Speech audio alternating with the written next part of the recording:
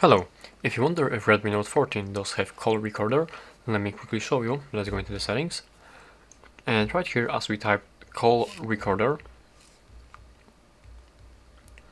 there actually appears the screen recorder option, and we have the side box, we have the recorder in the settings, app settings, as you can see. And what is it? It does the recorder of that's the regular recorder, the sound recorder. And basically, here's also the side toolbox, and that right here we have the feature to call to enable the call toolbox, which as we are in the call right now, we will have the side toolbox right there, as you can see.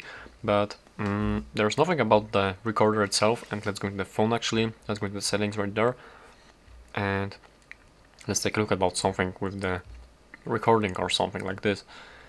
Maybe here. And actually, I can't really see anything about the call recording.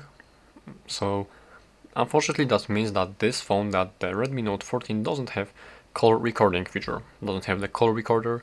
So you should probably have third-party applications to have the call recorder, but the phone itself doesn't have feature like this. So that's it. Thank you for watching.